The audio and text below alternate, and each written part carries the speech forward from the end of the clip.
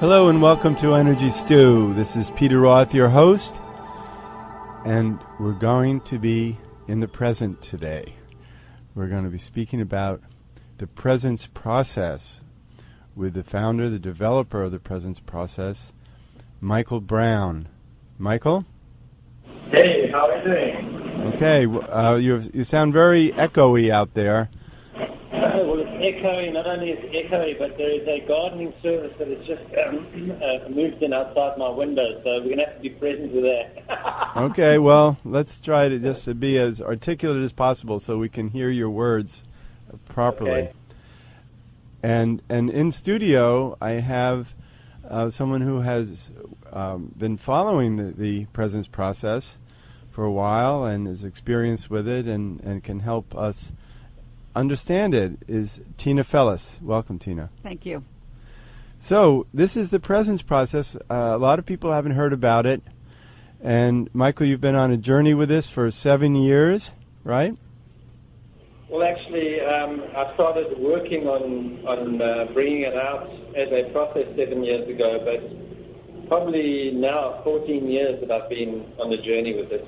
That's great. And a lot of your experiences have just helped refine it. I'm sure that it's been a growth experience, and now you feel very complete about it. I read an email this morning that you're feeling that the presence is very present.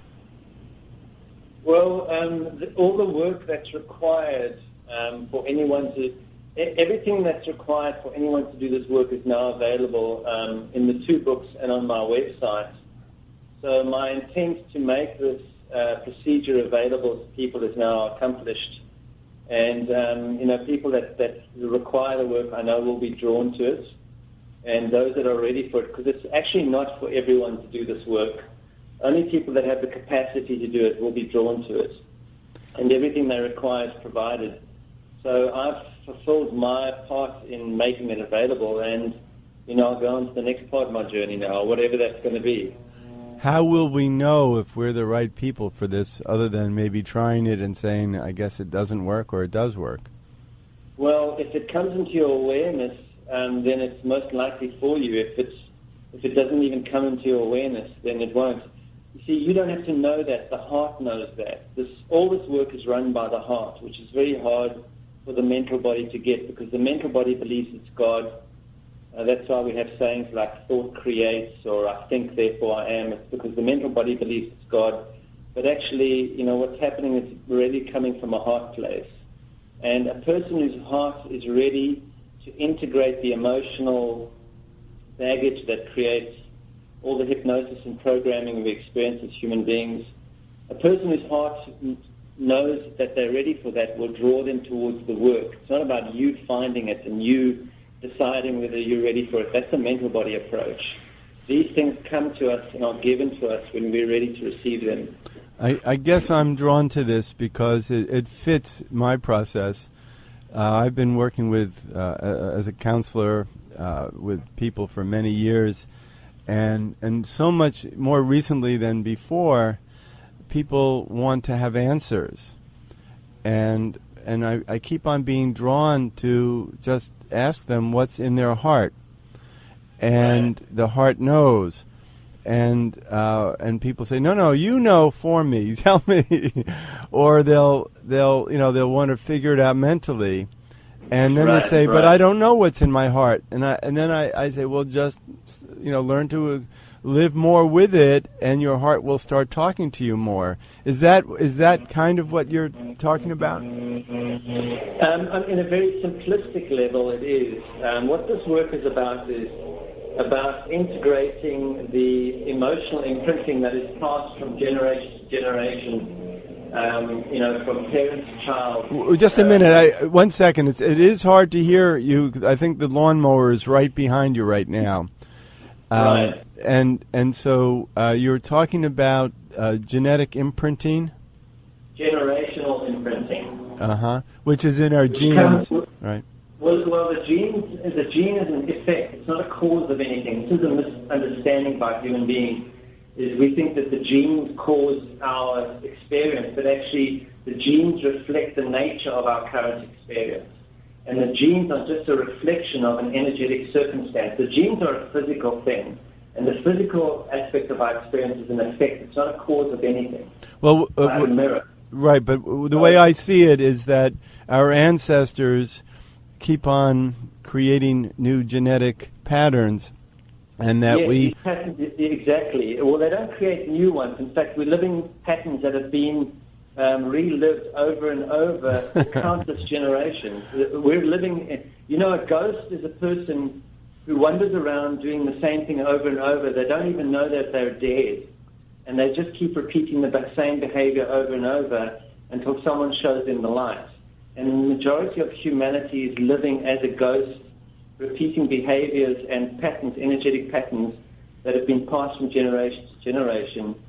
For example, the Iraq war going on now is an ancient war between Persians and Christians. It's been going on. It's actually a memory. And so what this work is enabling us to remove the hypnosis, to be able to see the memory, to process the memory, and therefore to enter the present moment as it is, not as it is reflecting the past to us and the future fears based on the past. So to awaken ourselves from that, we have to process the emotional imprinting brought from generation to generation. That's the basis. So, Michael, I have a question for you. Yes. I have had a diagnosis of it started out with breast cancer, and then I was fine for 3 years, and then it moved to my liver, metastatic on the liver. So I have gone through the 10-week process. Right. And from what you're saying, I have been very conscious of the blueprint that I have carried that made me vulnerable to this cancer. How much of your anger have you been able to become aware of? A lot. Yeah, because you see, that's why you're so livid. You see, your liver, you get livid, right? Yes. So, so whatever happened with the breast, it depends on how you worked with the breast cancer. If you just had it removed physically, you can have it removed physically and change your diet and change the way you think. That doesn't impact the causal point. Right. I've been working on the causal points, and that's why I've been so in love with your book, because it has taken me there. Yes. So the causal point will be an energetic circumstance, which we may call fear, anger, or grief, but these again are just words for energetic. And going in and releasing that, or not even releasing it, resolving it, is the work that will impact then again your physical experience. So the body is a symptom, meaning symptom means some time. It's going to reflect a piece of unintegrated time. So what has been your experience of the impact it's had on you from doing the work? It's been profound. Because I've been on this journey for many, many years and have been able to identify a lot of the patterns, but I haven't been able to move through them in the way that I have with this process. Right.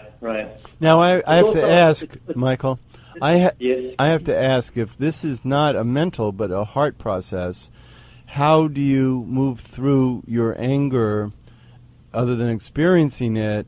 But what if there are points to it or objects to it having to do with our childhood or our relationships? Well, all of those are just reflections. The thing is, one has to comprehend the relationship we're having with our emotional condition at the moment. We're sedating and controlling it because it's so deeply uncomfortable. Our behaviors of sedation and control are almost so invisible to us that it takes work for us to see how we're sedating and controlling our experience, because we don't want to feel what's going on there. And that's the one-fisted punch. The other fisted punch is we're manipulating our ongoing experience to add a feeling we would rather be having than the one that's there. So the work is first of all about seeing the sedation and control, and then seeing our behavior, our manipulation behavior, to try and get other feelings, to try and feel better, to energetically stop all of that. The moment we stop all of that and allow what's actually going on in the emotional body to run according to its own flow, it will organically go to a point of resolution, because there's no longer, when we sedate and control and when we manipulate to add a feeling we're not having that we would rather be having, which is the basis of most spirituality and religion, is that they promise us something that we're not having, that we'd rather be having. All that behavior we're doing to ourselves, once you take that away, the energetic circumstance will actually run like a stream to the ocean. It'll run to its point of resolution, and that's not our work. Our work is to allow it, and it does that. That's why I'm saying this is not a mental body thing. The only part of the mental body is for it to realize that the emotional body is the causal point, to do the work to get our awareness of what's going on in the emotional body, to an awareness of our sedation and controlled behavior, how we're manipulating things to try and feel better. The moment we can bring awareness to that and actually start surrendering that behavior, then the emotional condition automatically runs to a point of resolution. How do you trigger that awareness? Well, it's about moving along the pathway of awareness. This is what the presence process is about. We first have to physically get into this body, because most of us don't live in the body. We live in our thoughts. And then we have to bring to our awareness the authentic emotional condition. And in the process, we use the mental body to do that, and we use a breathing technique. And what the breathing technique and the mental process do is they anchor us in the moment. They cause us to anchor ourselves in the moment. When you anchor yourself in the moment just for a few minutes every day, we do it for 15 minutes twice a day in this process. When you anchor yourself in the moment, you're going to find out why it is you're running away from this moment. In other words, the discomfort that we're running away from is going to arise in our awareness. It'll arise as physical discomfort, as mental thought forms, and eventually, as we get deep into the work, as pure felt perception that doesn't have any words around it. The intent is to get to that felt perception and allow it to be. It's sometimes, I can imagine for those who haven't experienced this, there are times, at least in my life, where I'm about to go to sleep at night, and when I finally lie down and just take a sigh of relief and kind of change my thoughts into relaxation to sleep, all of a sudden some senses will come up that I go, oh, this is what's underneath all the mind talk I've been in all day. And I'll realize what's more important in the moment in my life, which is it comes from a deeper place that's not in the mind. Well, this is, as a human being, we're having three levels of experience simultaneously all the time, and we interact with that experience according to where our awareness is anchored. So we're having a physical experience. For example, if whenever we get upset, there are three things happening simultaneously. The one is a physical circumstance, which is usually the trigger of the upset, like someone doing or saying something or something happening. Then there's the mental circumstance, in which is the story we tell ourselves about what we think is going on and what it means and what we think we're supposed to do about it.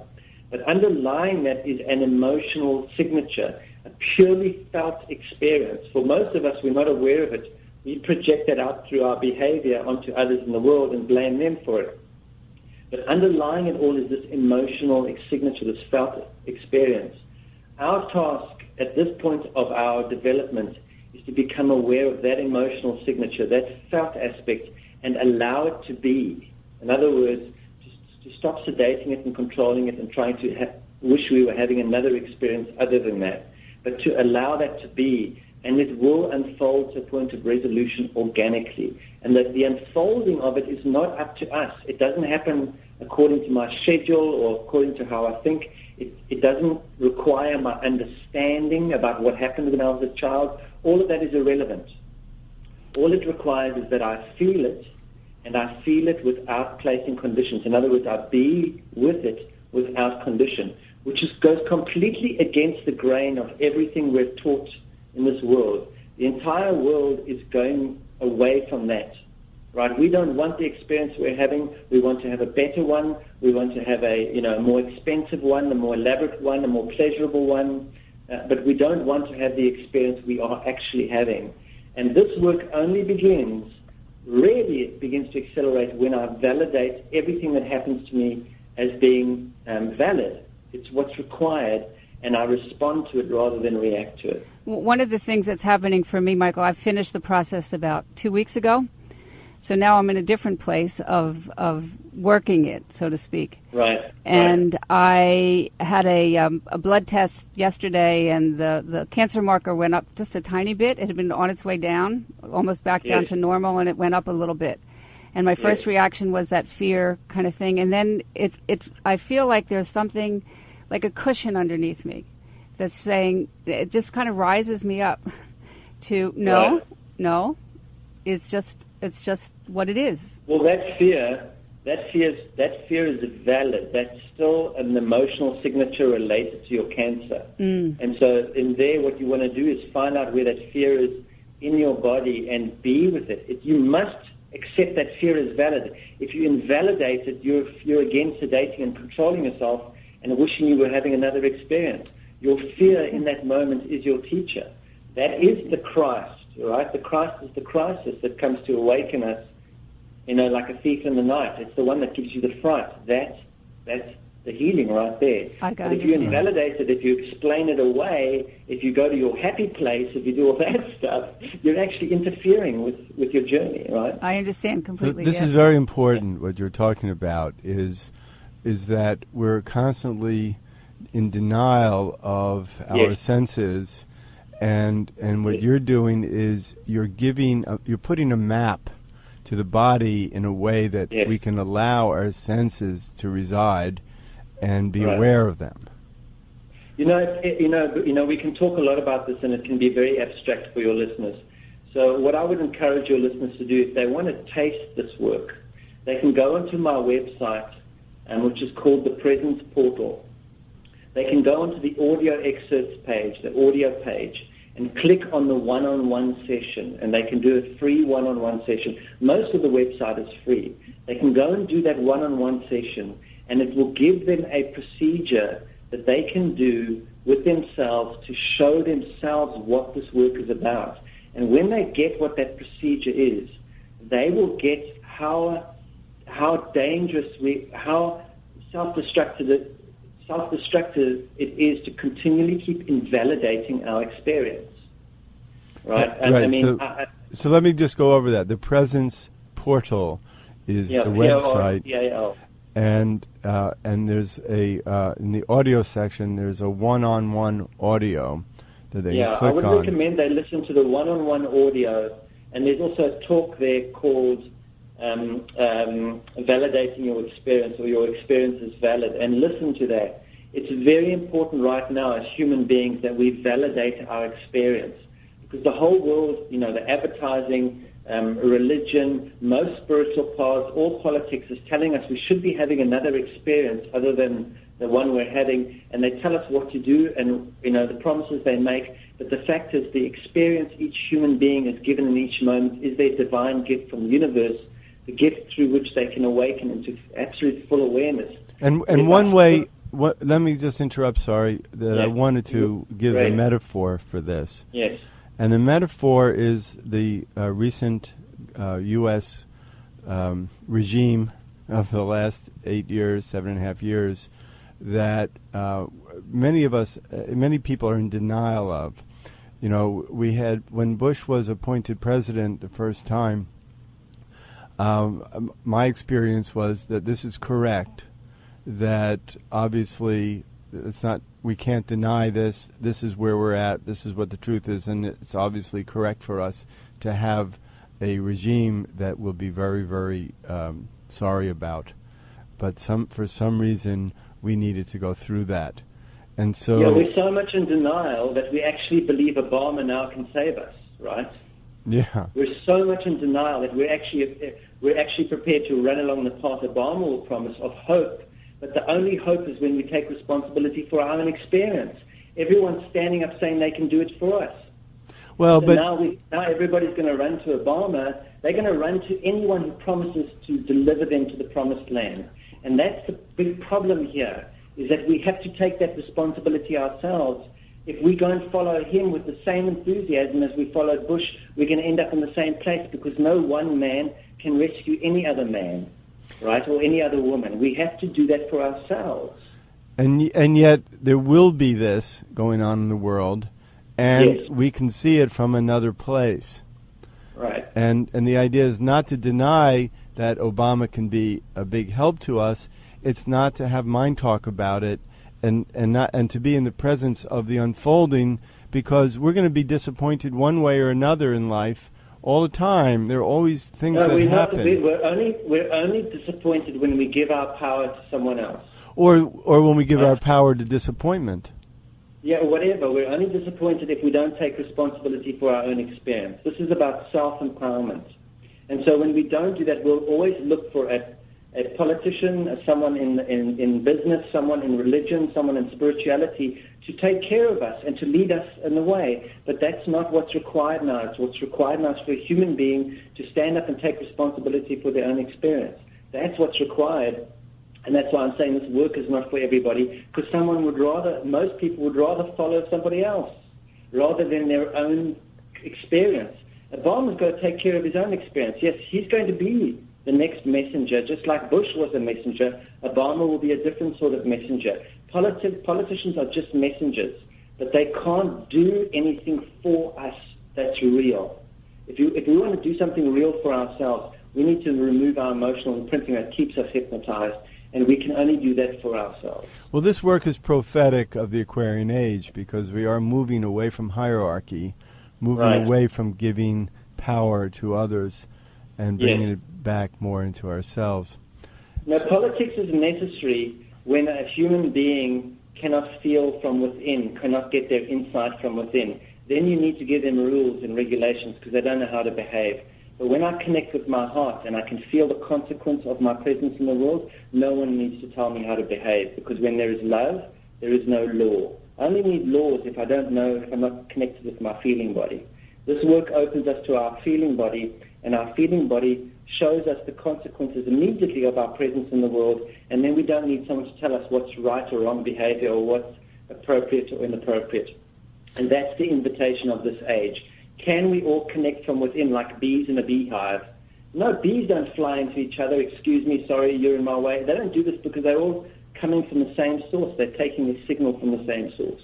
And human beings have that capacity too. From what you're saying, I think the work is among the people who can take that responsibility the soonest of being able to trust their emotions and being closest to being free, because they can be all right. There's so many people who have to put all kinds of armor around them still, and this is the kind of work that can help open doors. And as you said originally, that's only certain people who are ready for this now, but presumably we're evolving more and more so that, and maybe the people who do this work can be examples, role models for others. Absolutely. It's not that I'm against Obama or for Bush or anything. What I'm saying is I would never ask Obama to take care of my heart. You understand what I'm saying? He can take care of governmental stuff, sure. I'm sure he'll be much better at that, maybe. But he can't take care of my heart. That's my responsibility. And really what many of us humans are still doing is we're expecting someone else to take care of our heart. And we must take care of our own heart. Well, let's... That's the place that we've got to move to. Right, but it's not a solitary world, and we we have so many people out there who we're interacting with, including a presidential candidate and presumably the president, are people who and the news media.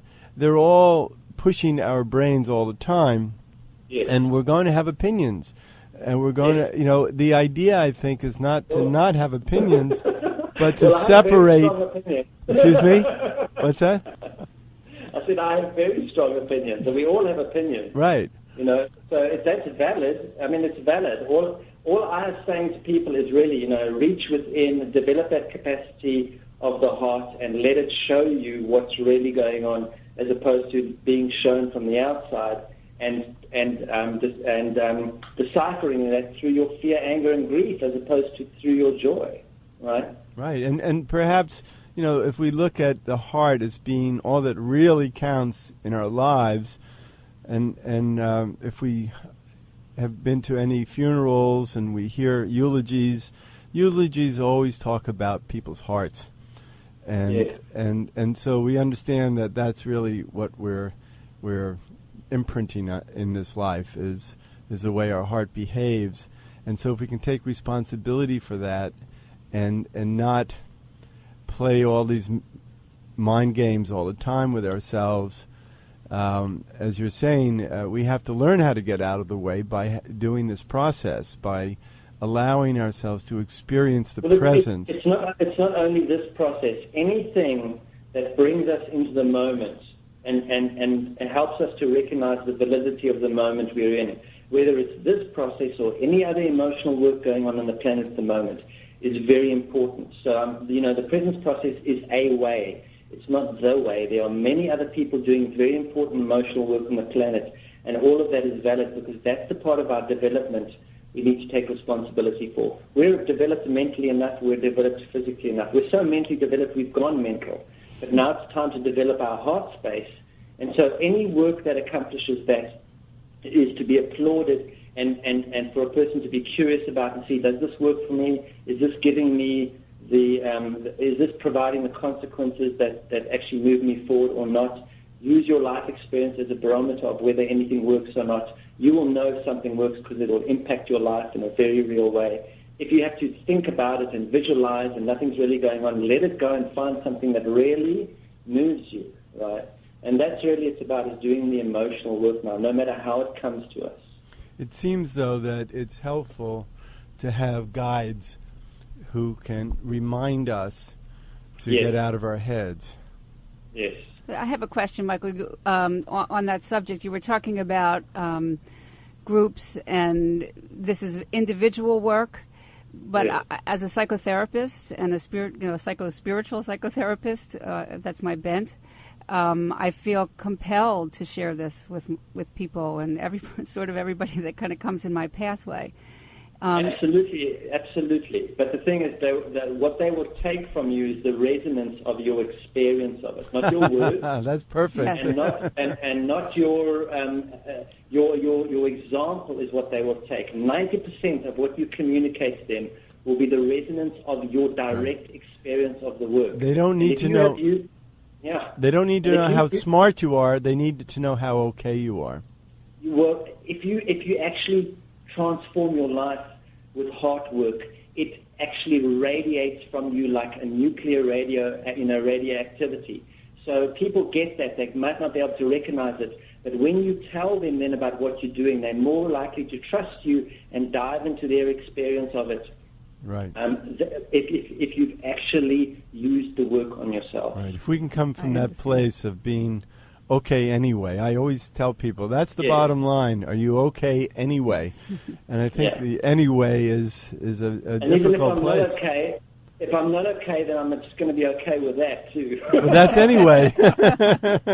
That's the anyway, and that's the word. It sounds very nondescript or casual, but it's a very hard place to get to. And once you're there, I think it's the most magnificent opportunity to experience life. Well, I want to say, Michael, that I love you for doing this work because it has been freeing and a gift to me. The greatest gift to me is when someone actually does this work and actually goes in and actually, because when I impact my experience in a real way, I impact the way I relate to my immediate birth family, I impact the way I relate to every human being, and I become a big tree that puts shade out in this blistering heat world. And people can then come into the shade, and when people come into the shade and can rest for a while, they can start to gain some sort of awareness and start to do the work themselves. And so everyone who does this work becomes shady tree for other people. And to me, so I'm really grateful when anyone has the courage, because either we're a warrior or we're just going to worry, This is the perfect example of how to save the world, is to create a brilliant light within yourself. Absolutely. That's the only way.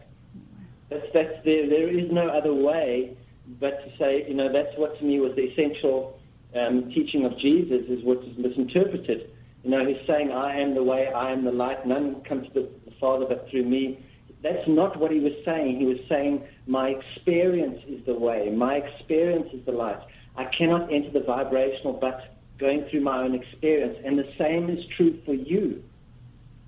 So when we accept our own experience as valid, that becomes the way, that becomes the straight and narrow. But if I think someone else's experience is what I'm supposed to be having, I'm going to be lost. That's right. And so this is an opportunity, the Presence Process at thepresenceportal.com. I really enjoyed your website, and listening to that one-on-one process was very helpful. And at the end of it, it was a great feeling I had of surrender, of allowing, and of being. And so I really recommend that the audience tune into that and have that experience. And then from that, I think we're braver, because we can then be more open to anything that goes on around us, because we can immediately surrender again. Yeah, when I trust that what's happening to me is deliberate, and the word deliberate contains the word liberate. In other words, that what is happening in my life is coming to liberate me, not to hurt me. Maybe to show me where I'm already hurting, but not deliberately to hurt me. It's coming to liberate me. Then suddenly my whole life experience takes on a very different hue. It becomes this extraordinary adventure. But if I believe that my life experience is not supposed to be happening, that I'm, a sinner, and that everything that I'm doing is wrong and bad, and I'm supposed to be having another, more heavenly, then I'm stuck. It's like if a child doesn't spits out its food, it just gets weak and confused. And most of us are spitting out the food that the universe is giving us, which is our current experience. It's our nutrition for evolution. And it's very important we start digesting our experience so that we can have the nutrition required for our evolution. And to see the conflict in our life as the opportunity to resolve our issues, so that we're not afraid of that conflict, but we can actually hold it in a deeper truth of being okay anyway. Absolutely. That's it, 100%. That's the core of the work. Be able to recognize that, to recognize the crisis as the truth. That's right. That's wonderful. Michael, thank you so much. And there is, you have something going on in Connecticut soon? Yeah, I have a talk going on in Connecticut. People can look on the website and presentations 2008. I have a talk in Connecticut. I have a talk in Colorado. I have a talk in Aspen. And then I'm heading to Mexico to the beach. Oh, good. Hopefully I'll see you on the beach in Mexico. That'll be wonderful. Bring a surfboard. I love Mexican beaches. I'm there often myself. So thank you so much for talking with us today. This is very helpful, and I'm excited that the audience can learn about the Presence Process. Michael Brown, thank you so much. Thank you, Michael. And Tina, thank you both for the conversation. Sure, our pleasure. And Tina, thank you for being a guest today. My pleasure. And this is Peter Roth, your host of Energy Stew.